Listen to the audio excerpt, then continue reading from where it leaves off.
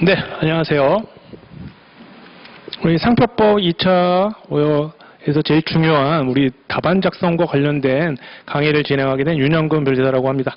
자, 우리 1차 시험을 마치시고 좀 약간 준비를 해야 되는 부분이 있는데 2차에서는 제일 중요한 게 논술 시험이다 보니까 기본적인 이론을 아신다는 전제하에 답안 작성이 너무나도 중요합니다. 그런데 이제 우리가 1차에서는 객관식 문제만 풀다 보니까 객관식 문제 푸는 거와는 전혀 다르게 답안 작성에 대한 부분을 이제 정확히 알고 접근을 할 필요가 있습니다.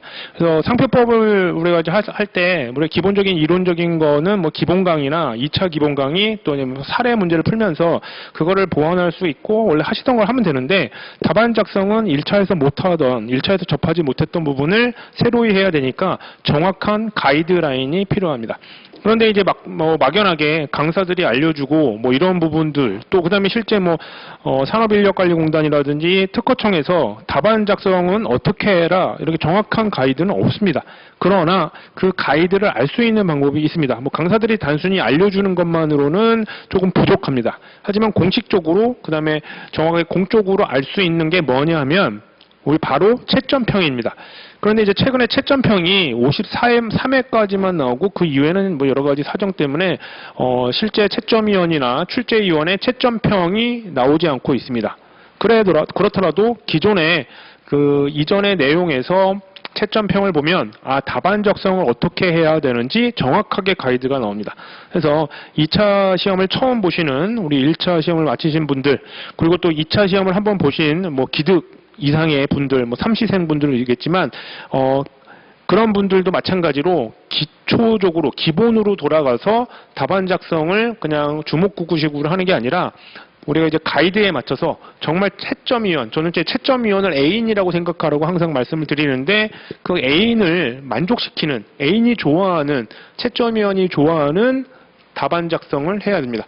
그렇기 때문에 답안 작성의 기초적인 내용과 그리고 이제 왜 제가 지금 설명드리려고 하는 답안 작성이 왜 그런 걸로 윤영근 변리사는 그렇게 설명을 하는지 제가 만들어낸 게 아니라 제 경험도 약간은 있겠죠. 저도 이제 변리사 시험을 봐서 수험 생활 한 2년 동안 한 다음에 합격을 했기 때문에 그런 것도 있지만 가장 중요한 일반적인 채점위원이 원하는 답안이 뭔지 그리고 그 사람들이 원하는 답안의 형식이 있기 때문에 그 부분을 설명드리도록 하겠습니다. 그래서 오늘은 답안 작성의 가장 기초적인 기본적인 내용에다가 거기에 좀 녹여서 채점평에 대한 부분을 설명을 드리려고 합니다.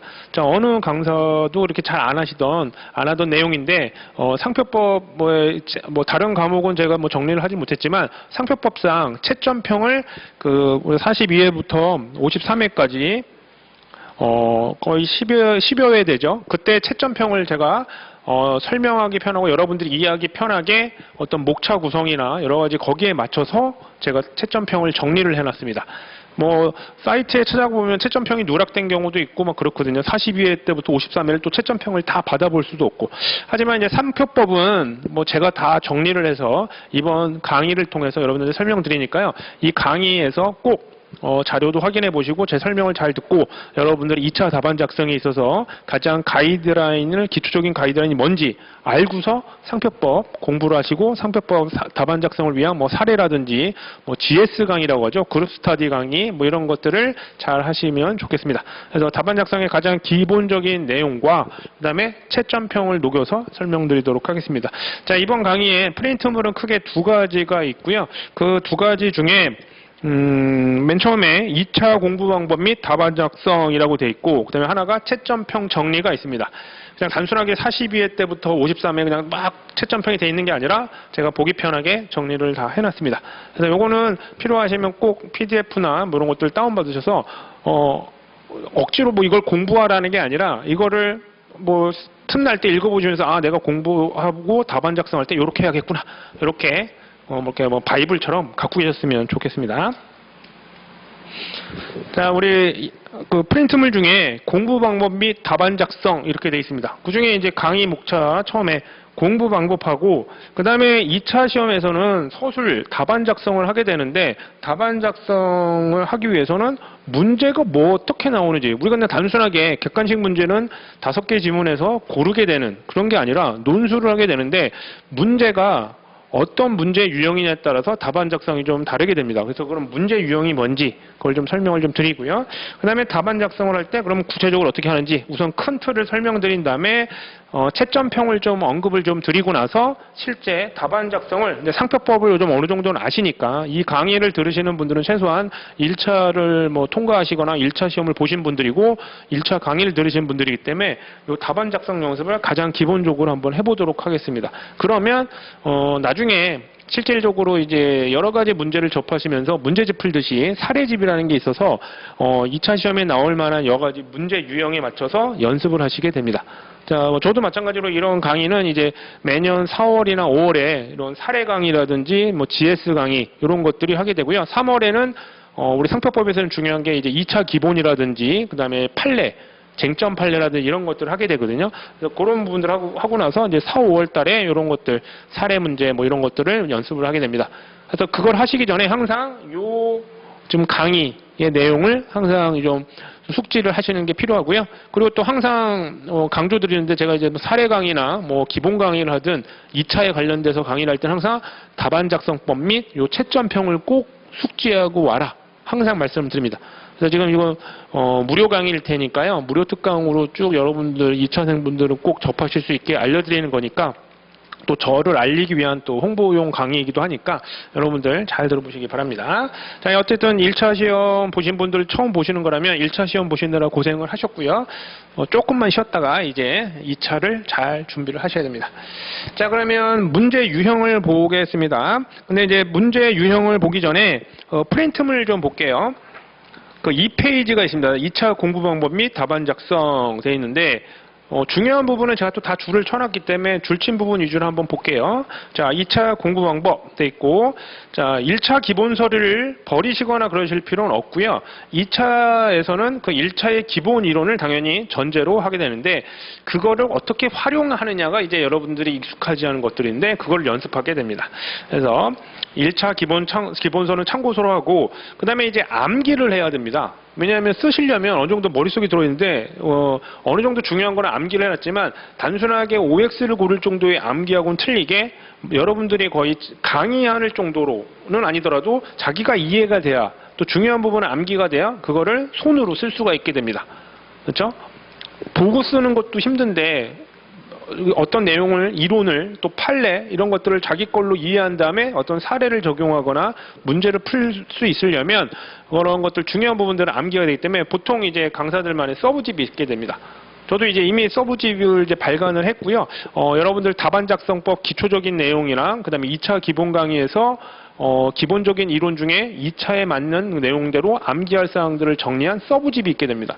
그래서 서브집을 한 권 정도 정해서 계속 암기를 하시고요. 서브집만 암기하면 되는 게 아닙니다. 서브집을 암기하는 건 기초의 뼈대라고 생각하시면 되고 여기에다가도 여러분들의 기본서라든지 또 판례 이런 쟁점 판례라든지 판례 판결문들을 자꾸 보면서 중요한 표현 이런 것들을 자기 걸로 만드셔서 나중에 써먹으려고 노력을 하셔야 됩니다. 그래서 막 서브집이 두꺼워지게 돼요. 거기다가 뭐 내용도 넣고 막 이렇게 되다 보면요. 그래서 그거를 하시게 되면 되고요. 그다음에 2번 서브노트라고 돼 있죠. 서브노트는 아까 말씀드린 대로 암기하는 암기용, 그다음에 중요 이론의 확인용 이런 것들이고 거기다가 또 자기가 생각되면 더 중요한 내용들, 추가할 만한 내용들을 자꾸 뭐 포스트잇을 붙인다든지 뭐 여러 가지 뭐 자료를 넣으면서 서브집을 암기하는 걸로 계속 하셔야 됩니다. 그 다음에 이제 필요하다면 참고서로 1차 기본서라든지 뭐 논문, 판례집 뭐 이런 것들을 보는 거고요. 서브노트 선택에 대한 부분은 이제 여러분들한테 맞는 걸로 하시는 게 제일 좋겠죠. 그래서 여러분들 스타일에 맞거나 이런 것들 한 번씩 뭐 저희 학원에도 그런 견본이 있으니까 그런 견본을 보시면서 아, 요런 정도 요런 식으로 돼 있구나. 그러면 아, 요거를 외우면서 돼 있거든요. 그래서 중요한 부분 같은 경우에는 암기를 편하게 도와드리기 위해서 암기 코드, 우리 두 문자라고 하죠. 그래서 보통 그런 것들도 중요한 부분마다 다 표시를 해서 빨리빨리 하실 수 있게 해놨습니다.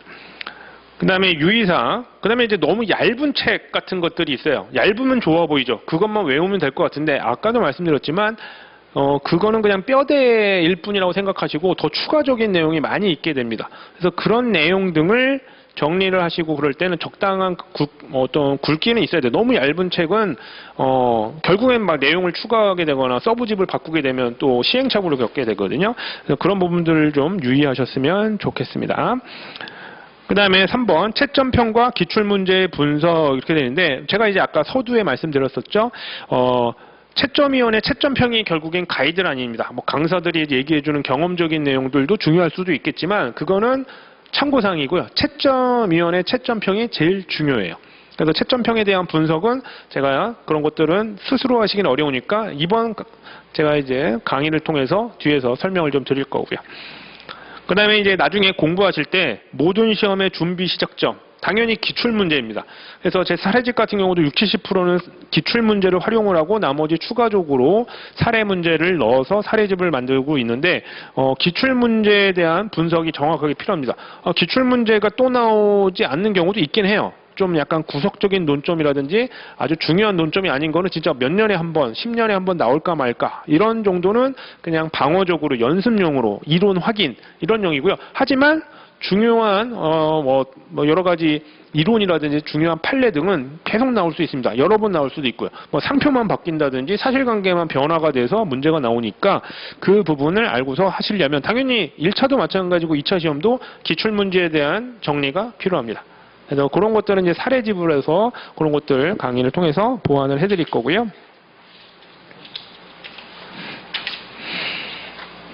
그 다음에 3번 사례집. 사례집은 사례형 문제를 연습하는 교재다. 그래서 뭐 그런 것들 언급을 드렸고 공부 방법 한번 쭉 읽어보시고요. 그 다음에 GS 강의라는 거는 뭐 그룹 스터디 약자입니다. 그래서 우리가 보통 모의고사처럼 문제 푸는 강의라고 보시면 되는데 보통 기초 GS 또는 실전 GS라고 좀 많이 용어가 굳어져 있어요. 우리 학원가에서는. 그래서 기초 GS는 이론적인 거 플러스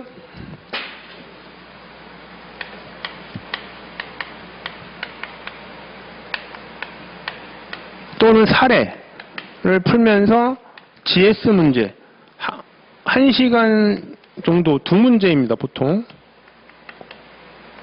문제를 풀고 답안 작성을 하게 됩니다. 이런 식으로. 그 다음에 이제 실전 GS는 말 그대로 이제 실전으로 2시간 우리가 시험 보잖아요. 한 과목당. 그래서 2시간을 하게 되고 4문제죠. 하고 답안 작성을 하게 됩니다. 그래서 여기다가 이제 뭐 강평이라고 해서 이 문제에 대한 해설을 뭐 어떤 해설이죠. 답안 작성을 어떻게 하고 어떤 논점이 중요한지 그리고 이론적인 것들을 연결시켜서 설명을 하게 되는 강의를 하게 됩니다. 이게 이제 기초 GS, 뭐 GS 강의입니다. 그래서 뭐 그런 것들을 좀 잘 모르시기 때문에 제가 좀 언급을 좀 해놨고요. 그래서 줄친 부분 위주로 한번 쭉 읽어보셨으면 좋겠습니다. 자, 그러면 우리가 이제 GS 문제 뭐 이런 것들 다 하더라도 이제 우리가 이제 문제 2차 시험에서는 이제 문제가 나오게 됩니다. 문제는 보통 좀 4문제라고 했잖아요. 2시간에 4문제. 근데 보통 30점짜리 2개, 20점짜리 2개가 나오게 됩니다. 이렇게. 그리고 이제 뒤에 설명드리겠지만 요거를 16매의 답안지에다가 작성을 하게 됩니다. 논술을 식으로 쓰는 거죠. 그러면 이제 이런 문제들이 그러면 어떻게 나오나? 그래서 조금 뭐 보신 분들도 있을 거고 제가 1차 기본 강의할 때도 간단하게 언급드리기도 했었었죠. 그럼 2차 문제에는 이제 나름의 문제 유형이 좀 있습니다. 그리고 채점평에도 나와요. 문제 유형이 어떻다라고 해서 실제로도 나옵니다. 그런 식으로 문제를 내니까. 그러면 문제 유형이 어떻게 나오는지 가장 기본적인 거를 알아두시면 좋을 것 같아요. 그러면 어떤 문제가 어떻게 나오는지 를 아셔야지 또 답안에 대한 부분들을 연구를 하실 수 있고 답안 작성에 대한 가이드의 시작이 되게 되니까요. 그렇죠? 그러면 문제 유형을 보겠습니다. 요걸 보시면 그러면 크게 문제가 뭐가 있냐면 단문형 문제라고 있습니다. 단문형 문제라고 보통 표현을 하고 이론 문제라고 보통 얘기를 하는데 어떻게 나오냐면 99년도나 2000년도 문제 보이시죠? 그러면 뭐 상표권 소멸일로부터 2년, 1년에 출하한 상표는 1년 이내에 출원한 상표는 등록받을 수 없다. 그래서 이거는 이제 국법 얘기입니다. 이건 옛날 얘기인데 아주 옛날 거예요. 그래서 모르셔도 되는 거 하는데 그때 취지와 규정 적용의 예외에 대해서 약술하시오 되어 있습니다. 이게 7조 사항에 대한 거를 설명해라 이렇게 되어 있습니다. 별거 없죠. 그냥 이게 한 20점짜리일 텐데 20점에 맞춰서 답안 작성을 하시게 되는데 아무 내용 없이 요 법 규정의 취지와 그 규정을 적용하는 예외에 대한 우리가 이제 공부했었던 우리가 서부집에서 외웠던 내용 등을 쓰게 됩니다. 이렇게 나오는 게 단문형 문제라고 해요. 그러니까 단순 이론을 서술하는 거 이런 부분들. 뭐 2000년대에도 이렇게 입체 상표의 실체적 등록 요건과 효력의 제한 이런 부분들이 나옵니다. 그래서 뭐 90조 1항 뭐 3호라든지 5호 뭐 이런 것들이 있을 수 있거든요. 입체 형상 90조 1항 5호는 기능성 이런 거에 대해서 논하시오. 문제 1번. 그다음에 문제 2번은 성질 표시적 표장은 뭐예요? 33조 1항 3호죠. 그걸 어떻게 취급하고 있느냐라고 해서 설명을 하게 됩니다. 그럼 되게 막연해요. 그러면 이게 하나 주의하실 거는 이제 제가 뒤에서 답안 작성법에서 언급을 드릴 건데 그럼 33조 1항 3호 뭐 서부집에 있는 내용 그냥 그대로 쓰면 되지 않냐 라는데 우선은 그렇게 쓰는 게 필요해요. 알아야지 서부집에서 암기했던 내용을 쓰는 게 필요한데 우선 암기가 돼 있으셔야 돼요. 그 이론적인 내용들 거기에 뭐 관련된 판례들도 있고 뭐 심사 기준 이런 부분들이 머릿속에 있으셔야지 그걸 쏟아낼 수 있겠죠. 답안 작성. 근데 어쨌든 그런 내용 등을 일정한 점수에 맞춰서 쓰는 게 단문형 문제입니다. 단문형 문제. 그러니까 좀 약간 이론 문제다라고 보시면 돼요. 이론을 쓰는 거. 그렇죠? 딱 봐도. 그 다음에 준사례형 문제가 있습니다. 준사례형 문제.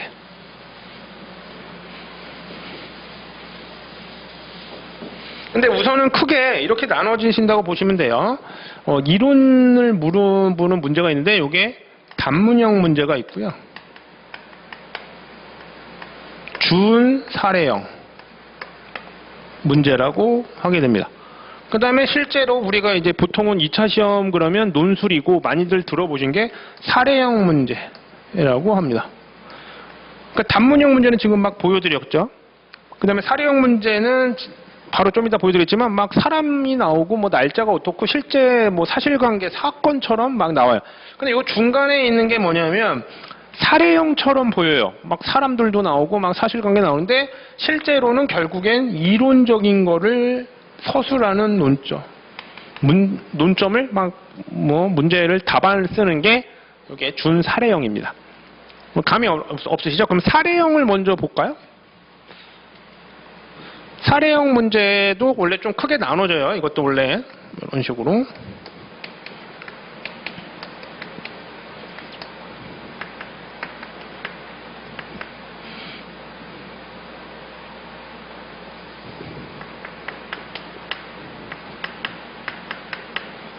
그러면 언뜻 봐도 사례형 문제는 뭐 갑이 나오고요. 갑은 뭐 상표가 막 나오고 많이 보신 판례죠? 프리미어. 그래서 막 나오는데 이 사안에서 등록 가능성 및 그 이유에 대해서 설명하시오라고 돼 있어요. 실제 상표가 나왔고 날짜도 막 나오고 뭐 미국인 을도 나오고 뭐 이런 식으로. 그러니까 이런 게 사례형입니다. 그런데 준사례형 문제는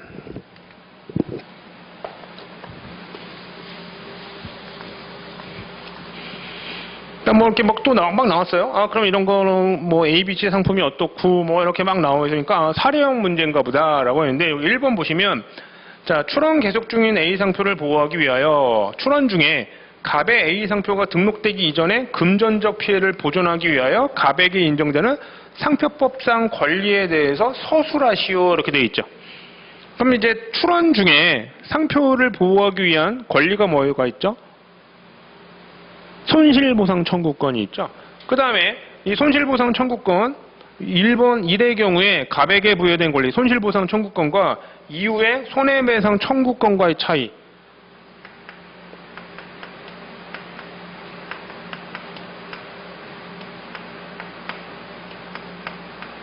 자, 이거를 물어보는 거죠. 갑이 어떻고 을이 어떻고 막 나온 것 같지만 결국에는 이론적인 걸 물어봐요. 그러니까 약간 사례의 탈을 쓴 이론을 물어보는 문제. 그래서 준사례형 문제라고 표현을 합니다.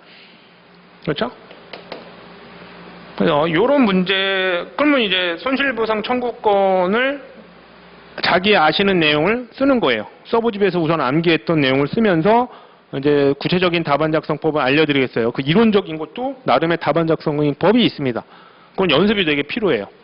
그냥 뭐 서브집 외우면 되지 않아 라고 쉽게 생각하시는데 절대 그렇지 않고요.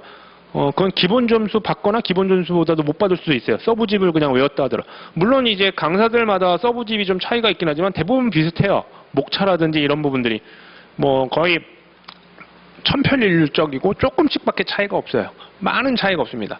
그러면 점수를 잘 받기 위한 방법은 뭘까? 그게 있습니다.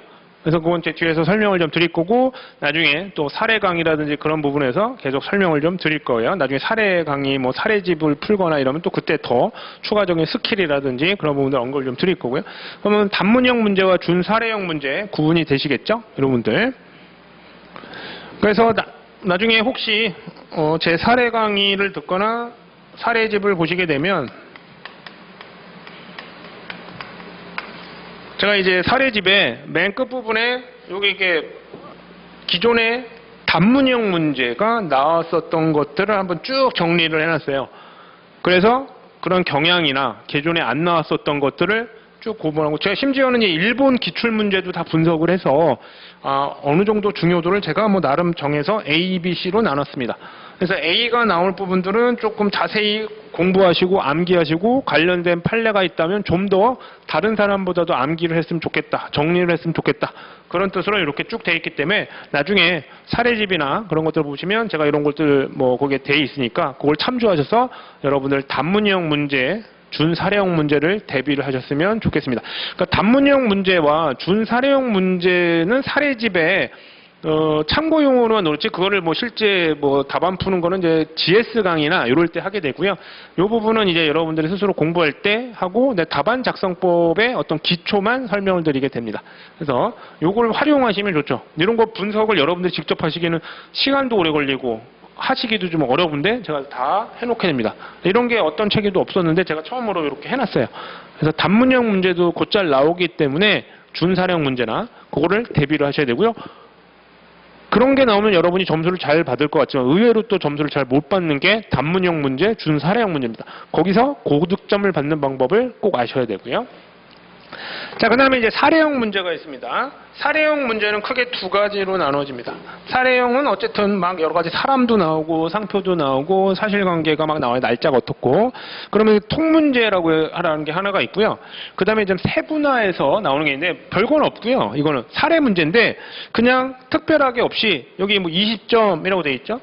우선은 그냥 등록 가능성과 그 이유에 대해서 설명하시오. 그럼 20점에 맞춰서 답안을 작성을 하셔야 돼요. 그러면 20점 정도는 어느 정도 써야 되는지 이제 뒤에 알려드리겠지만 점수에 따라서 답안 작성의 그 배분량, 그 양이 정해져 있어요. 너무 많이 써도 안 좋고 너무 당연히 적게 쓰면 더 안 좋고. 그러면 이런 거는 그냥 20점짜리를 내가 맞춰서 어떤 답안을 내가 꾸며야 됩니다. 근데 이제 30점짜리 같은 문제가 나오게 되면 요즘에 이제 이런 식으로 많이 나와요. 세분화 문제라고 해서 자, 뭐 여러 가지 막 뭐 마사이 워킹 어떻고 막 나왔는데 이제 이렇게 나와요. 각 거절 이유의 타당성을 검토하시오 10점. 뭐 등록 상표를 소멸시킬 수 있는 방법, 뭐 무효나 취소 이런 게 있겠죠? 10점. 그다음에 갑의 출원 상표의 등록 가능성 및 필요한 조치 설명하시오. 요거 10점. 그러면 요 각각의 내용이 이미 문제에 주어졌기 때문에 요 내용만 10점에 맞춰서 쓰시면 돼요. 그 다음에 또 밑에 양가로 2번에 2번 문제에 대해서 10점 쓰면 되고, 그러니까 30점을 쓸 때 딱 10점에 맞게 어떤 내용을 쓰라가 주어져 있고 문제를 풀게 해놨죠. 이렇게 세분화 문제입니다. 그렇지만 이제 앞에 통문 문제 같은 경우에는 등록 가능성 및 그 이유인데 이거를 몇 점을 써야 될지는 이제 본인이 정하셔야 돼요. 20점을 쓸 때 요거를 한 뭐 10점을 쓸까? 요거는 뭐 10 쓸까? 아니면 얘를 15점 쓰고 얘를 5점 쓸까? 본인이 결정해야 돼요. 그러니까 예전에는 통문제도도 많이 나왔는데 요즘에는 이제 채점을 편하게 하기 위해서 그런지 세분화 문제가 잘 나오는 편입니다. 딱 이런 식으로. 그래서 단문형 문제 이론적인 걸 묻는 거랑 어떤 사실관계가 주어지면 그 사실관계를 여러분이 변리사라면 어떻게 처리를 해야 되는지 아니면 어떤 식으로 적용을 해야 되는지 상표법이나 뭐 판례, 심사 기준을 어떻게 적용하는지 그런 게 사례형 문제입니다. 요렇게 됐죠. 그러면 우리가 문제 유형을 크게 이렇게 나눠지겠구나. 이렇게 되겠죠. 이론적인 걸 물어보는 문제, 단문형, 준사례형. 그 다음에 사례형 문제, 통문제, 그 다음에 상세, 세분화해서 나오는 거. 이렇게 돼요. 뭐 지금 이제 설명 듣는 게 어렵진 않으시죠? 게다가 또 오늘 나눠드린 그 프린트물과 그 다음에 그 영상으로 보시는 분들은 다운로드해서 보시면 그 자료를 뭐 프린트해서 보시든 PDF를 보시면서 그냥 한두 번 그냥 편하게 한번 읽어보십시오. 쉽게 이해가 되실 겁니다. 대신 이제 조금 도와드리기 위해서 제가 이걸 강의를 하는 거고요. 이 부분을.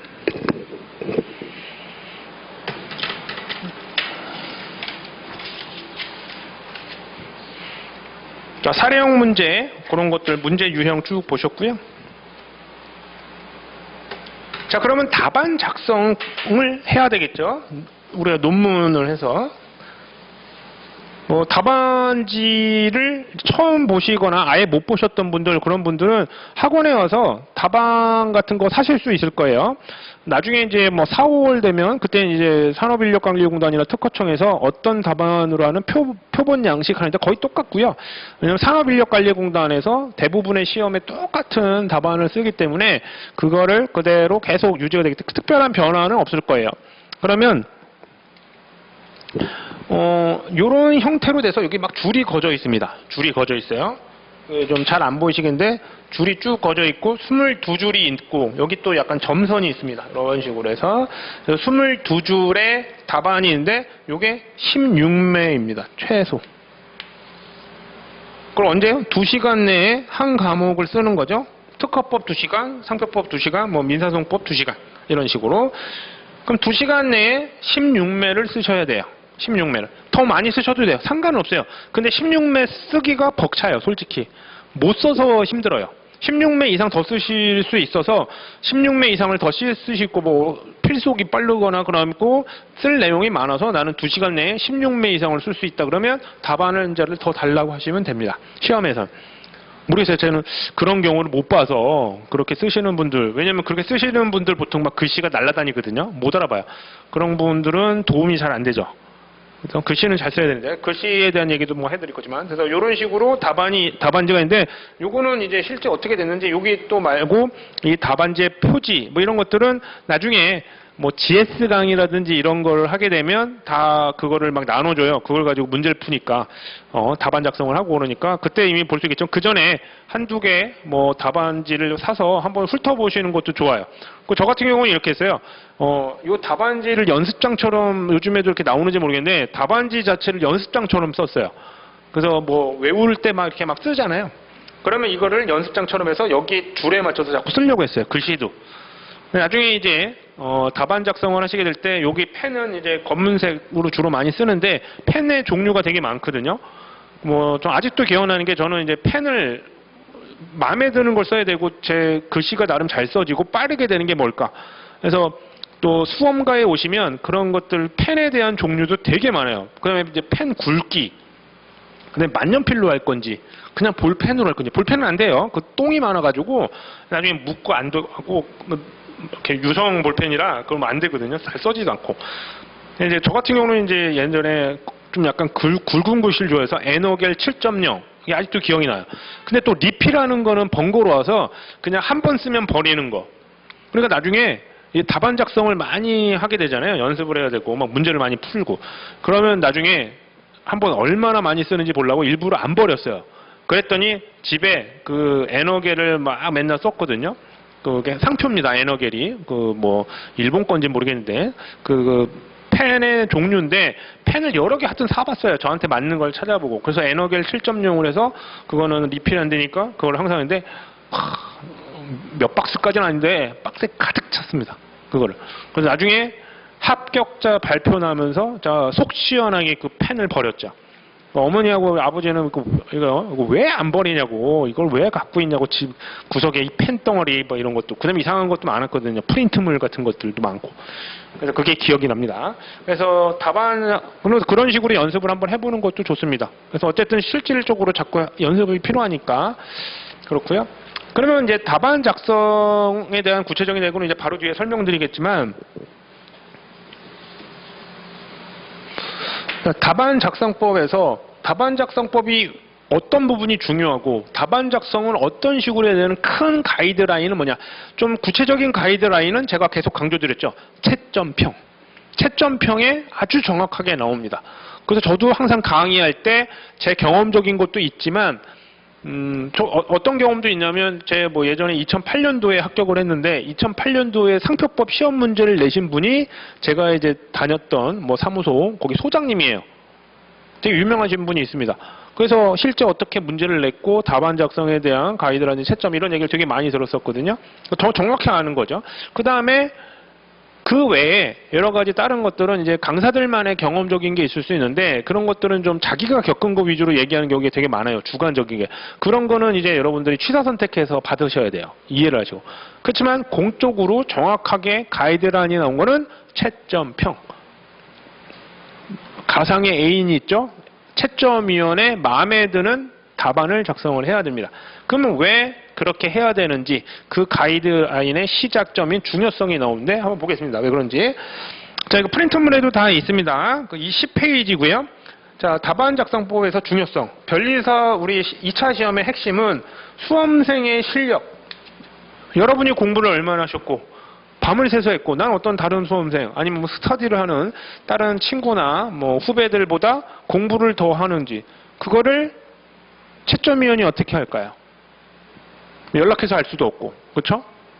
그걸 알 수 있는 건 오로지 답안지에 표현된 문장과 내용입니다. 즉, 답안지에 어떻게 썼느냐가 그래서 중요한 거예요.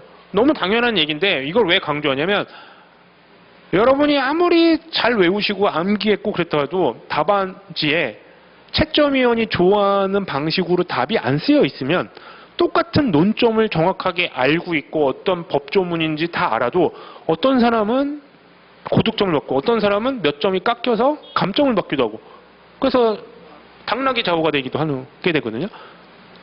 답안지를 어떻게 표현하느냐. 답안지 말고는 안 봐요. 그래서 그래서 여러분이 답안 작성해서 내시잖아요. 그러면 그거를 프린트를 쫙 해서 복사를 해서 채점위원이 한 3명? 뭐 이 정도 할 거예요. 그럼 채점위원마다 나눠줍니다. 그럼 채점위원이 채점을 해요. 그거를. 그러니까 답안만 보는 거예요. 그게 누구가 쓴 건지 뭐는지.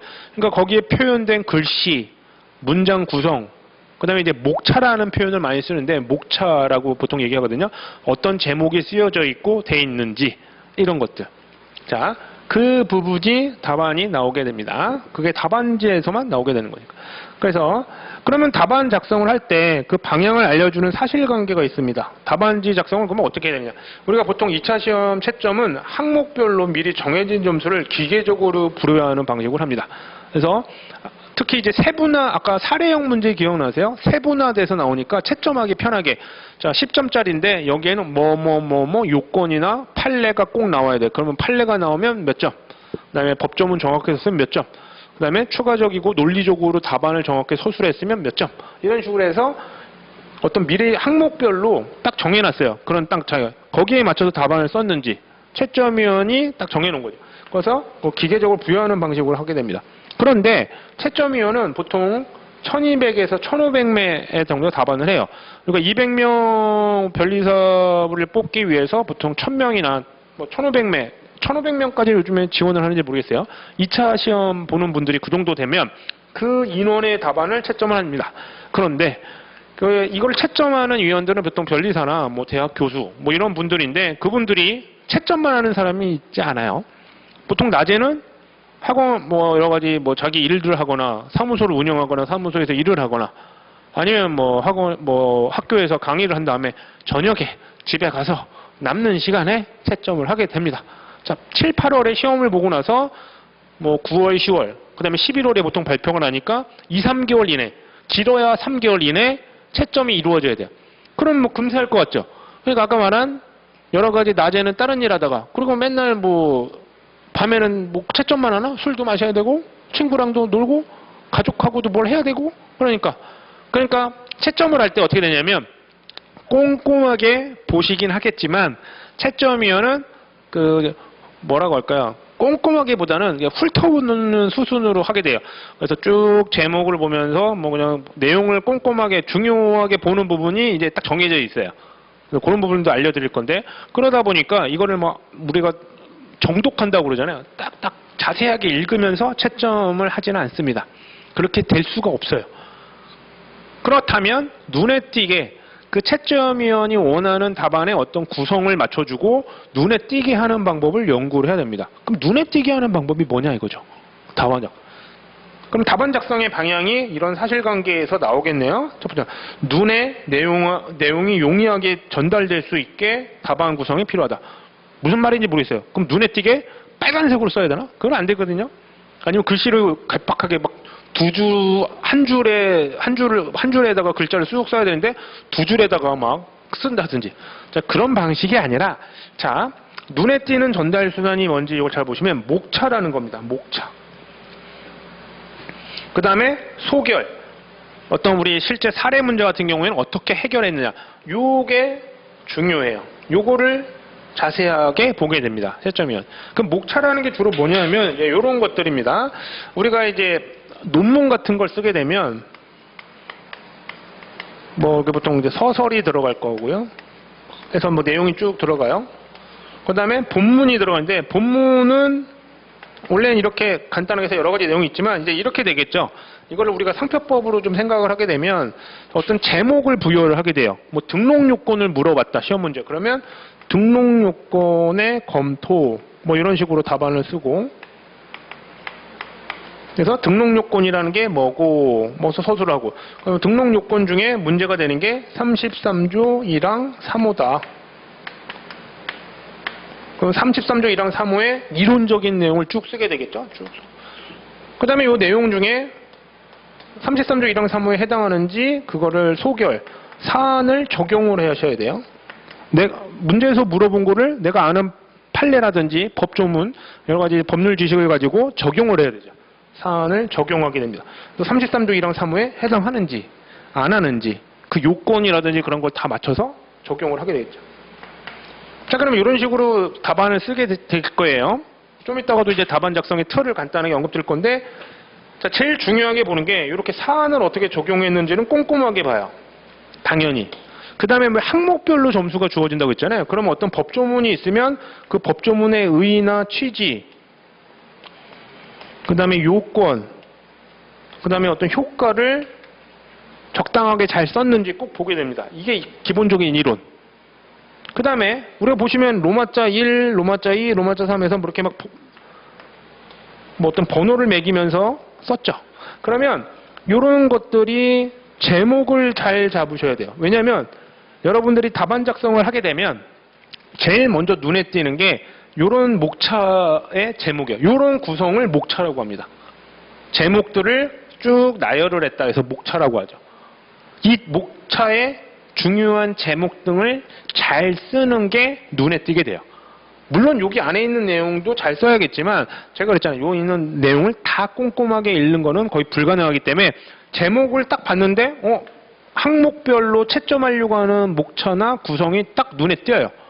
그러면 안에 있는 내용을 잘 썼겠구나 무서 선입견이 딱 좋게 돼요. 나쁜 선입견이 아니고 또 좋게 보게 됩니다. 그러면 내가 원하는 뭐 판례나 이런 걸 썼나 했더니 키워드가 보여. 그러면 잘 썼네 하고 점수를 주게 되겠죠. 근데 제목도 이상해. 아니 등록 요건 검토하라고 했더니 이상한 딴 얘기를 하고 있거나 침해 얘기를 하고 있거나 괜히 아는 척한다고. 그러면 뭐야 이거.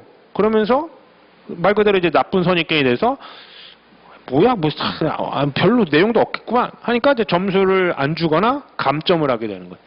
그래서 눈에 띄게 하는 게 뭐라고요? 이렇게 제목 구성을 하는 걸 목차라고 하는데 이 목차를 어떻게 잘 잡느냐 이런 부분들.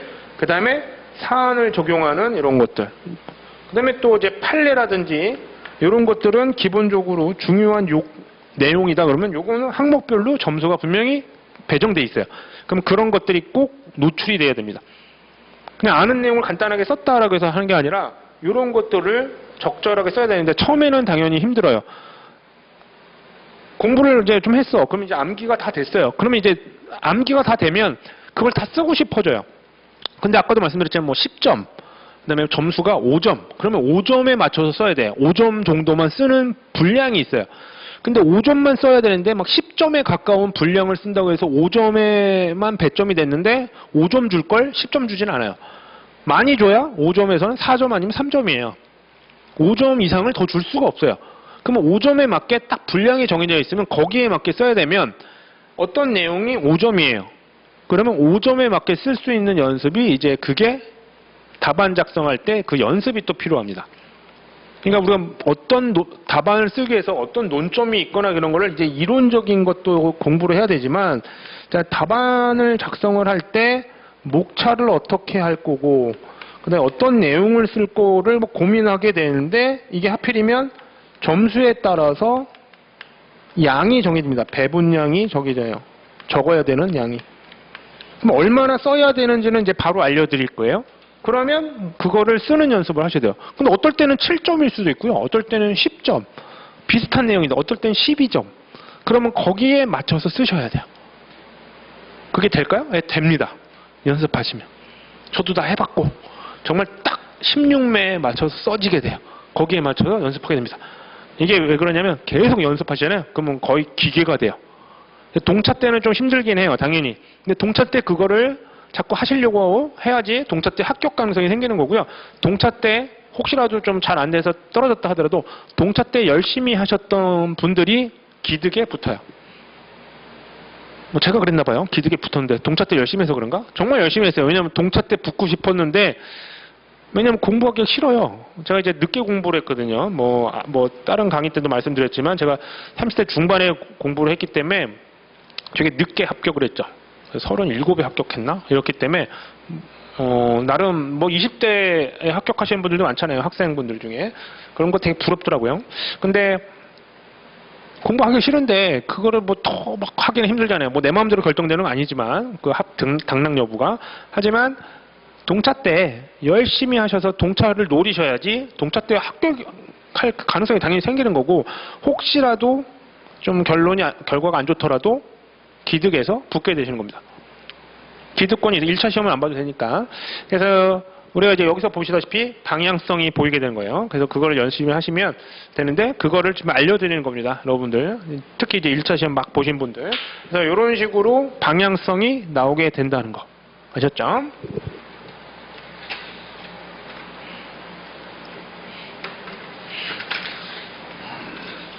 자, 그 다음에 답안에 그러면 제가 배분을 한다고 그랬잖아요. 그러면 뭐 얼마나 써야 되느냐 뭐 이러는데 자, 아까 말한 대로 답안지는 한 줄에 한 16매를 쓰게 되고요. 그 다음에 한 페이지에 22줄입니다. 그렇죠? 그걸 나중에 계산을 하게 되면 계산하는 거는 제가 뭐 따로 설명드리지 않겠습니다. 지금 뭐 어느 정도 하신 분들이면 그거를 설명하려고 제가 강의를 한 건 아니니까 그걸 뭐 이제 한 페이지당 22줄이고 그게 16매고요. 그 다음에 100점이란 말이에요. 그 다음에 30점짜리, 20점짜리, 30점짜리, 20점짜리 4문제가 나오는데 그러면 100점이니까 그 22줄 곱하기 16을 곱하면 몇 줄이 나올 거고요. 그거를 100점을 나눠버리면 3줄당 1점이라고 보시면 돼요. 기본적으로. 그러면 아까 10점이라고 했잖아요. 그러면 몇 절을 써야 된다는 거죠? 최소 30줄 이내. 이게 이제 보통 2점 몇 줄 정도니까 보통 25에서 30줄은 써야 된다는 겁니다. 근데 이거보다 많이 쓰는 거예요. 한 50줄을 썼어. 그럼 점수가 몇 점 나온다고요? 예, 10점을 넘을 수가 없어요. 많이 줘야 6점, 7점이에요. 우리가 이제 법률 과목, 특히 상표법 같은 경우도 특히 그렇거든요. 그러니까 많이 쓰는 게 좋은 게 아니에요. 점수에 맞게 딱 쓰시면 돼요. 대신 그 맞게 쓰면 무조건 점수가 잘 나오는 게 아니라 그 내용도 어떻게 채점위원이 원하게 목차를 구성하고 내용을 아주 충실하게 쓰는 연습이 나와야 돼요. 딱 점수를 보는 순간 몇 점에 맞춰서 써야 되고 그러니까 되게 연습이 많이 필요한 거죠. 그런 부분들이. 처음에는 이제 1차생 분들은 쓰는 거 자체가 벌써 부담스럽죠. 왜냐하면 암기가 잘 안 돼 있고 이해가 잘 안 돼 있으니까 전체적으로. 어떤 문제가 보면 어떤 논점을 써야 되는지부터 벌써 모르니까 처음에는 그거부터가 스트레스인데 자 그거를 계속 하셔야 돼요. 뭐 기본서나 서브집을 보면서 계속 암기를 하면서도 답안 작성을 자꾸 하셔야 돼요. 보면서 쓰더라도. 그래서 자꾸 목차를 어떻게 잡고 이런 것들을 이제 사례집, GS 강의를 하게 됩니다. 단문형 문제냐 사례형 문제냐에 따라서 자꾸 연습을 하셔야 돼요. 그러면서 문제를 접하면서도 중요한 부분을 암기하고 아 이럴 때는 내가 어떻게 줄여 쓰고 어떻게 길게 쓰고 이런 것들이 자기만의 그런 게 생겨요. 제가 이제 그것까지를 도와드리기 위해서 그 중간 과정을 할 수 있는 거지 야 이럴 땐 이렇게 쓰면 줄어듭니다 라고 하는 것들이 조금 있긴 해요. 그렇지만 사안마다 여러분들만의 좀 약간 개인적 역량이 많이 들어갈 수밖에 없어요. 뭐 꼭 2차 시험뿐만 아니라 모든 강의는 여러분들한테 전달되는 건 진짜 50%라고 봐요. 항상. 나머지 50%는 여러분 몫이죠. 여러분이 그걸 이해하고 강사가 원하는 어떤 방향에 따라서 이해를 하셨다면 거기에 맞춰서 연습을 하시고 그 다음에 자기만의 적용을 하는 게 필요하거든요. 그게 아울러져야지 100% 효과 이상을 보게 되는 건데 강의만 들었다고 해서 되는 게 아니죠. 그렇죠? 아무리 좋은 강의라도 50%를 넘을 수 없어요. 나머지 50%는 여러분의 몫입니다. 그걸 이제 어떻게든 도와드리려고 하는 거예요. 그 나머지 50%를 할 때 그 효율성을 있게 하려고 제가 계속 강의를 해드리는 거죠. 자, 그래서 아시겠죠? 이렇게 점수가 되는 거. 뭐 계산에 관련된 건 제가 이미 프린트물 해놨으니까 왜 세 줄당 1점이지? 고민하지 마시고 보시면 다 나와요. 그것까지는 뭐 제가 말씀 안 드리고. 그다음에 시간을 배분을 잘 하셔야 돼요. 왜냐하면 문제가 이렇게 나온다고 했잖아요. 그러면 어떻게 배분이 되냐면 나중에 이게 30점이면 90줄은 써야 된다는 게 나올 거고요. 나중에 이제 연습을 하시게 되면 이게 우리가 몇 시간 동안 써요? 2시간 동안 쓰는 거잖아요. 120분 동안. 그러면 이거를 이제 어떻게 하냐면 30점짜리는 그 30점짜리를 90줄을 쓸 때 몇 분이 걸려야 되고 몇 줄까지 정도 쓰는 게 이제 거의 정해져서 나와요. 그 부분도 제가 일부러 다 적어놨습니다. 여러분은 그 부분은 실제로 여러분이 이걸 갖고 계시다가 답안 작성할 때 요 정도가 30점, 문제 1번의 30점은 요 정도, 그리고 시간은 요 정도로 해야겠구나. 요거는 어디 부분까지. 그거를 몇 번만 연습하면 거의 기계가 돼요. 그거 가능해집니다. 그럼 거기에 맞춰서 쓰려고 하는데 그게 돼요. 나는 안 돼요. 그러면 저는 모르겠어요. 저는 그 늦은 나이에 했음에도 그게 분명히 됐거든요. 그러니까 그거는 핑계일 거예요. 그 부분은. 가능합니다. 그래서 점수와 몇 줄을 써야 되는 거고 점수에 맞춰서 그다음에 시간을 어떻게 배분해서 써야 되는지. 처음에는 당연히 부족해요. 2시간 내에 이걸 다 쓴다는 게 부족하니까. 하지만 자꾸 연습을 하게 되면 그것도 가능해져요. 내가 실제 시험에서는 막 쓰다가 30점짜리라서 90줄을 써야 되는데 90줄 쓸 정도가 몇 분 정도 걸릴 줄 알았는데 딱 보니까 시간이 남아. 그러면 마음이 여유가 생겨. 조금 부족했어. 벌써 시간이 지났어. 그러면 좀 서둘러야겠구나. 이게 가능해져요. 딱 지금 몇 분인지만 경과됐는지만 딱 알면. 그럴 정도의 연습을 하셔야 됩니다. 그리고 그렇게 하셔야지 나중에 답안 작성을 하거나 그럴 때 효율적으로 하시게 돼요. 그거를 항상 감안하셔야 됩니다. 시간을 초과해서 하는 건 당연히 안 돼요. 120분이 넘으면 그냥 바로 답안지 걷어가니까. 그래서 자 조금 약간 또 사람마다 좀 틀릴 수 있고요. 문제마다 틀릴 수 있는데 자, 우리가 답안을 작성하기 전에 바로 답안을 쓰는 건 아니거든요. 문제를 보고서 어떻게 쓸까? 우리가 생각하는 걸 초안 작성한다고 합니다. 뭐 그냥 간단한 목차를 한번 쫙 잡아보고 그 이면지도 주어져요. 그 연습장에다 쓰게 됩니다. 그거는 이제 아마 갖고 못 나올 건가 그럴 거예요. 근데 그럼 초안 작성하는 거를 한 문제당 보통 8분에서 12분 문제의 난이도에 따라서 하고요. 나머지 시간에는 답안 작성입니다. 그러니까 거기에 맞춰서 내가 몇 줄까지 몇 분에 써야 되는지 그게 되는 거죠. 그래서 보통 한 줄당 보통 요 정도 시간은 걸리는 것 같습니다. 근데 뭐 13초냐 14초냐 재기는 당연히 어려워요. 그냥 요렇다는 거고요. 요거랑 그다음에 시간 배분이 어떻게 되는지 요거에 대한 부분들은 제가 12페이지 프린트문에 문제 1번은 한 5쪽에 18줄 뭐 이렇게 해놨잖아요. 딱 정해진 건 아니에요. 한두 줄 뭐 이렇게 오차가 있어도 돼요. 상관없어요. 그게 한 90줄 정도 뭐 100 몇 줄 뭐 이러니까 그걸 말씀을 드린 거예요. 아셨죠? 그래서 거기에 맞춰서 하시면 됩니다. 보통 3줄당 1점 정도다 라고 보시면 됩니다. 3줄보다는 조금 넘어갈 수는 있는데, 그러면 왜 자꾸 점수에 따라서 답안을 어떻게 작성해야 되는지 그렇게 얘기하는 이유가 왜 그런지 아시겠죠? 예, 그걸 잘 기억을 해주시기 바랍니다. 자, 그러면 이제 본격적으로 답안 작성법의 우선 큰 틀을 한번 설명을 좀 드릴게요. 자, 답안이 이렇게 돼 있어요. 그럼 문제가 4개가 나온다겠죠? 30점짜리, 20점짜리, 30점짜리, 20점짜리. 그렇죠? 그러면 답안은 일종의 소논문, 작은 논문과 마찬가지입니다. 누가 그랬냐고? 예, 채점위원이 했습니다. 채점평에 나와요. 그래서 서론, 본론, 결론으로 우선 크게 나눠지게 됩니다. 그러면 뭔지 몰라도 답안을 작성할 땐 서론, 본론, 결론을 쓰겠구나. 이렇게 되겠죠? 그렇죠? 그렇지만 이제 보통 서론, 본론, 결론 이렇게는 안 쓰고요. 서론 대신에 이제 뭐라고 쓰냐면 어떤 논점이 있는지 논점의 제기, 논점의 나열.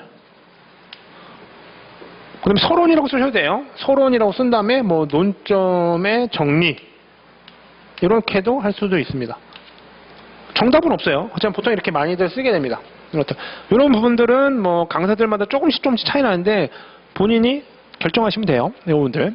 그것 때문에 점수가 뭐 잘못되거나 이런 건 없거든요. 그래서 어떤 문제의 논점 등이 뭔지를 제공합니다. 뭐 등록 요건이면 뭐 33조 1항 3호냐, 아니면 34조 1항 7호냐, 뭐 이런 것들을 할 거고, 침해면은 침해 요건과 아니면 구제 방안을 물어볼 거냐, 그런 것들이 있는 걸 보는 거고. 그러면 이제 실제로 문제에서 물어보는 거를 자세하게 쓰는 부분이 여기죠. 그렇죠? 그럼 여기를 어떻게 쓸 거냐, 이런 거를 이제 하는 게 연습이고 하는데, 여기만 하는 게 아니라 여기하고 여기도 중요해요. 그럼 여기에는 어떤 내용을 좀 더 어떻게 써야 되는지 좀 설명을 드릴 거고, 그 다음에 결론이나 이런 부분도 어떻게 써야 되는지 내용이 중요합니다. 왜냐하면 답안에 있는 모든 내용을 다 보는 건 아니겠지만, 채점위원이 정독을 하는 건 아니지만 답안에 있는 것만 보고선 여러분의 점수를 결정을 한단 말이에요. 그러면 하나라도 버릴 수 없어요. 서론도 마찬가지고 결론도 마찬가지고, 본론은 뭐 당연히 중요할 거고요. 그리고 여기에 중요한 게 아까도 말씀드렸잖아요. 어떻게 목차를 구성을 할 건지, 그 다음에 어떤 내용을 쓸고 점수에 맞춰서 쓸 건지, 그 다음에 또 중요한 게 사안을 어떻게 적용할 건지. 그렇죠? 이렇게 연결이 되는 부분들, 그거를 생각을 해요. 그래서 목차를 어떻게 하고 서론, 결론, 본론을 어떻게 하고, 그런 부분들을 간단하게 좀 언급을 좀 드릴 겁니다. 자, 그러면 그게 13페이지에 나옵니다. 13페이지. 자, 13페이지 보시면, 자, 구체적 답안 작성돼 있고, 작은 논문 형태라는 거 말씀드렸죠. 소논문. 그 다음에 두 번째, 한 방울로 자잘자잘한 두세 여러 줄로 그냥 구분 없이 그냥 많은 내용을 한꺼번에 쓰려고 하지 마시고요. 등록 요건이면 등록 요건 중에 의, 그 다음에 어떤 요건, 그 다음에 절차나 효과, 그게 구분이 가능하고 답안 작성에 필요하다 싶으면 그걸 구분해서 쓰시는 게 필요해요. 그러니까 잽을 나는 거예요. 툭툭툭툭. 한 방으로 막 다 쓰려고 하면 점수가 오히려 안 되고, 채점위원은 항목이 분명히 분야 결정되어 있기 때문에 어떻게 분류가 돼 있을지 모르겠지만 가능한 한 나누셔야 돼요. 점수에 맞춰서. 무조건 나누는 게 좋은 게 아니에요. 뭐 점수가 되게 배점이 많아. 그러면 쓸 게 많단 말이에요. 그러면 쓸 내용도 많고 항목을 보기 편하게 잡아줄 게 많아져요. 하지만 점수가 3점밖에 안 돼. 그러면 많이 써야 9줄, 10줄이에요.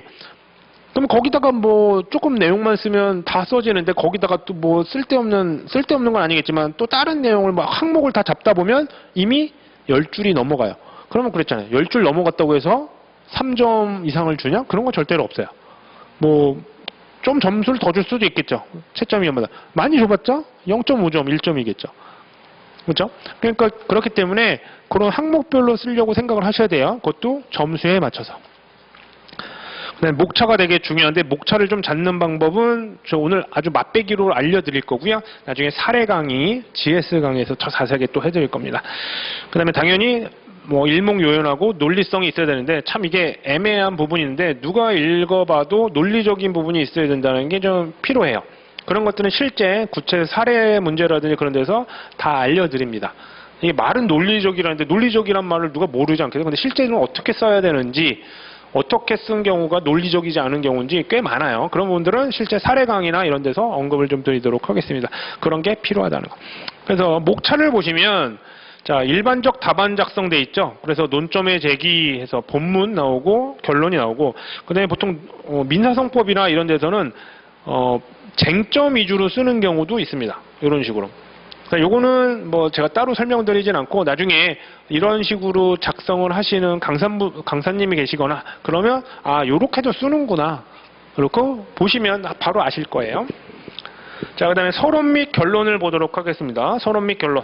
자, 두세 줄 정도만 쓰시면 돼요. 그 다음에 가능한 한 4줄, 5줄을 넣으시면 안 됩니다. 여기 서론, 그 다음에 결론 부분은요. 답안을 쓰실 때 많이 써야. 그 다음에 서론의 내용과 결론의 내용을 적어놨습니다. 서론은 당연히 본문에서 언급할 내용의 기초적인 키워드 위주만 쓰시면 되고 장황하게 막 쓰시면 안 돼요. 그 다음에 모두 뭐 법조문 등 중요한 것들을 언급해 주는 게 필요하고요. 자, 이런 것들은 처음에는 와닿지 않으니까 한번 읽어보십시오. 나중에 사례 강의나 이런 걸 하시면서 이 내용이 왜 이렇게 썼는지 더 이해가 되실 건데 우선 그렇게 좀 보시고요. 결론의 내용은 당연히 본문에 어떤 사실관계를 적용한 거를 결론을 내주셔야 되는데 결론을 안 쓰시는 분들도 있어요. 왜 그러냐면 왜냐하면 본론에서 뭐뭘 했더니 사안을 적용해서 그럼 이게 하나의 결론이잖아요. 그럼 소결이고 이거를 또 이런 내용 등을 간단하게 수미상관이라고 하잖아요. 여기에서 논점이 정리된 부분이 여기에서 같이 결론을 내주시는 게 필요해요. 논점을 제기했으면 그거에 대한 논리적인 흐름으로 어떻게 해결했고 법을 어떻게 적용했는지가 나오는 거고 그 다음에 나중에 이거는 이 논점을 정리했다라고 보시면 돼요. 그래서 형식을 갖춰줘야 해요. 왜? 작은 논문이니까. 본론을 예전에 제가 공부할 때만 해도 2000년대 중반에 강사분들 중에 이미 여기서 사안에 적용을 했는데 결론을 굳이 쓸 필요 없다. 이렇게 얘기하는 분들이 있었어요. 그래서 그때는 그런가 보다 해서 그렇게 많이 했고 따라하기도 했었어요. 근데 나중에 제가 채점평이라든지 이런 거를 꼼꼼하게 연구하고 정리를 해봤더니 논문인데 논문에 이런 게 빠지는 경우가 있어요. 여기에다가 이제 뭘 썼냐면 이거 여기다 이미 결론적인 내용이라든지 사안 적용을 했으니까 여기에는 요것과 좀 보충을 하거나 아니면 요것과 관련이 있는 내용을 쓰는 뭐 보론, 그렇죠? 보충 이론 이런 식으로 쓰라고들 많이 얘기했는데 이건 별로죠. 이건 억지로 쓰실 필요가 없고요. 결론을 쓴 다음에 칸이 또 남았어 한 두세 줄. 빈 칸을 남겨두면 안 돼요. 그럴 땐 보충, 보론 이런 식으로 써서 보완을 해주면 좋은 거지. 그냥 억지로 보론을 쓰는 건 좋지 않습니다. 그러니까 여론, 보론이라고 많이 얘기하거든요. 그래서 그런 얘기도 제가 일부러 적어놨습니다. 이건 좀 이제 경험적인 얘기이기도 하고, 그 다음에 실제 채점평에서 뭐 억지로 보충 이런 걸 왜 쓰냐 이런 얘기도 나옵니다. 그러니까 제가 막 만들어내는 게 아니라요. 채점평에 나옵니다. 가이드라인에. 그래서 그것들을 알아두시면 될 것 같고요. 그 다음에 양가로 3번의 기본적인 틀을 항상 고려해서 써야 되는데 거기 있는 부분은 아주 기본적인 내용이니까 한번 읽어보시면 될 것 같고요. 자, 양가로 4번에 보시면 그중에서 제일 중요한 내용이 논점이 많은 경우 3번 보시면 논점이 되게 많아요. 그러면 이론적인 내용을 너무 많이 쓰실 공간이 없겠죠. 왜냐하면 논점이 몇 개 없으면 이론을 많이 써야 돼요. 의의가 어떻고 취지가 어떻고 요건이 어떻고 그다음에 절차나 효과가 어떻고 그다음에 이 경우에는 어떤 게 문제가 되니까 딱 된다 이렇게 적용을 하시면 되잖아요. 그런데 논점이 너무 많아. 34조 1항 9호도 있고 11호도 있고 13호도 있고 뭐 20호도 있고 21호도 있고 그러면 그거의 의의 취지 요건 뭐 다 쓸 수는 없으니까 그때는 줄여야 돼요. 그게 이제 연습이 필요해요. 그 단논점일 때랑 논점이 2개나 한두 개여서 적을 때 어떻게 답안 작성을 하느냐 그게 좀 틀려지게 됩니다. 그런 것들은 그냥 그런 내용이 있다 정도 아니고 실제로 이거는 많은 문제를 풀어보시면서 이제 실제로 체험을 하시는 게 필요해요. 그다음에 기술 방법은 이제 일반적인 얘기인데 뭐 일반적인 내용은 좀 빼고요. 그 동그라미 3번 양가로 5번에 법조문은 특히 상표법에서는 몇 조 몇 항 이렇게 기술을 하시는 게 좋고요. 기호로 표시하는 걸 추천드리지 않아요. 뭐 이렇게 쓰시는 거 있죠. 이런 거 있잖아요. 자, 이렇게는 쓰지 마시고요. 상표법 33조 1항 3호 이렇게 쓰시는 게 좋습니다. 왜냐하면 다방은 하나의 논문이잖아요. 논문에 이상하게 기호로 들어가면 어떤 분들은 싫어할 수도 있어요. 뭐 실제 논문에도 이렇게 쓰는 경우도 있는데 뭐가 문제냐? 예. 문제가 없을 수도 있겠지만 특히 상표법이나 민사소송법은 형식을 되게 따지는 사람들이 많아요. 특허나 이런 것들은 뭐 기술적인 게 더 중요하거든요. 법도 필요하지만 하지만 상표법이나 민사소송법은 판례라든지 형식을 되게 따지는 분들이 많아요. 그런 걸 전문으로 하는 뭐 변리사라든지 뭐 특히 대학 교수라든지 그러면 그 형식적인 거, 용어 이런 거를 약간 특이하게 쓰거나 잘못 쓰면 되게 싫어요. 감점될 수 있어요. 그러니까 이거는 감점될 일이 없잖아요. 이거는 감점될지 안 될지 아세요? 모르잖아요. 이거는 감점을 할 이유가 없잖아요. 왜 이렇게 길게 썼어? 감점. 이럴 일은 없거든요. 그렇죠? 그래서 미연에 방지하는 거예요. 괜한 거를 해서 하지 마시고. 그 다음에 4번 학설이 대립하는 경우엔 가능한 다수설. 근데 이제 뭐 상표법에서는 뭐 이렇게 거의 답이 학설이나 이런 게 정해져 있기 때문에 큰 문제는 없을 거고요. 그 다음에 5번 용어는 정확히. 아까 3번하고 좀 일맥상통한 얘기고요. 그 다음에 6번 글씨체는 가능한 한 잘 쓰도록 한다. 글씨를 못 써도 된다고 얘기하는 분들이 있는데 절대 그렇지 않습니다. 그거는 이제 좀 이따 채점평에서 설명을 좀 드리도록 할게요. 그 다음에 7번 추가 점수를 받을 수 있도록 보론, 요론을 잘 활용하는 건 좋습니다. 다만 억지로 쓴 듯한 보론이라든지 여론, 보충 이론을 쓴 듯한 거를 보여주면 안 돼요. 좀 어쩔 수 없이 남아서 쓰는 경우는 모르겠지만 결론이라든지 이런 걸 오히려 다 잘 쓰는 게 낫지 다른 내용 괜히 관련성 있는 보충 이론을 썼다 해서 점수를 더 줄지 안 줄지는 아무도 몰라요. 그렇기 때문에 억지로 쓰는 게 아니라 정말 필요할 때 칸이 비었거나 이럴 때 활용하시면 좋겠습니다.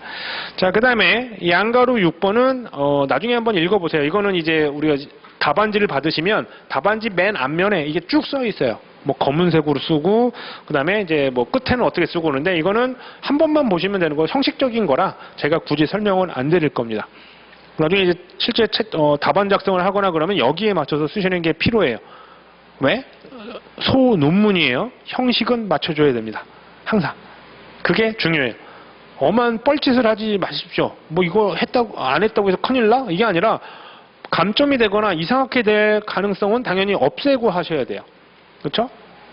여러분의 인생이 걸려질 수 있는데 답안 작성을 그렇게 허투루 막 생각하시면 안 됩니다. 그래서 거기 뭐 예를 들면 줄친 부분 좀 해놨죠. 검은색이나 청색으로 해야겠죠. 빨간색으로 쓰시면 안 되겠죠. 그 다음에 답안 작성 시 혹시 좀 정정하려면 두 줄을 긋는다든지 그 다음에 문제 번호 기재 설문 끝부분을 확인하여 한두 줄 정도로만 기재하고 그 다음에 각 문제의 답안 작성이 끝나면 맨 끝에 끝이라고 쓰고요. 다음 문제는 두 줄을 띄워라고 되어 있어요. 띠라고 했으면 띄세요. 그거를. 그다음에 최종 답안이 완료가 되면 맨 끝에 이하 여백 이렇게 쓰시는 거. 아주 형식적인 거지만 기억을 해주시면 되고 몇 번만 하시면 다 아시는 내용입니다.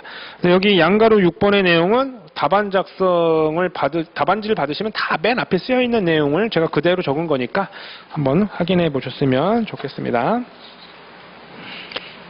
자, 그러면 기본적인 답안 작성을 위해서 답안 작성의 방향이 왜 이렇게 정해졌는지 그 사실관계 및 중요성을 알려드렸고요.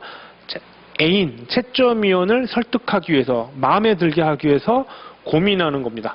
여러분이 애인을 위해서 뭔가 장소를 섭외하고 메뉴를 선택하고 데이트를 하기 위해서 그런 것과 똑같은 거라고 할 수는 없겠지만 채점위원을 마음에 들게 하는 방법 말씀을 드렸었죠. 그게 목차와 중요한 사실관계 부분들을 적용하는 것들인데 그런 부분들은 정말 그런 식으로 하는 게 맞느냐. 그래서 그런 내용 등을 구체적으로 언급해 준 가이드, 채점평에 대해서 설명을 드리고 그 다음에 채점평을 설명드린 다음에 우리가 이제 실제 한두 문제 정도 문제를 어떻게 푸는지 아주 맛배기로 보여드릴 겁니다. 뭐 맛배기라고 하지만 그런 거를 가장 기본적으로 해서 사례 강의나 GS 강의에서 똑같이 할 거고요. 좀 더 뭐 스킬이 더 들어가는 것들은 문제마다 되게 다양하기 때문에 그런 부분들은 강의에서 설명을 좀 드리도록 할 거고요. 그래서 지금까지 좀 보고 나서요. 좀 쉬었다가 채점평, 그 다음에 실제 답안 작성에 대한 적용 이런 부분들 언급을 드리도록 하겠습니다.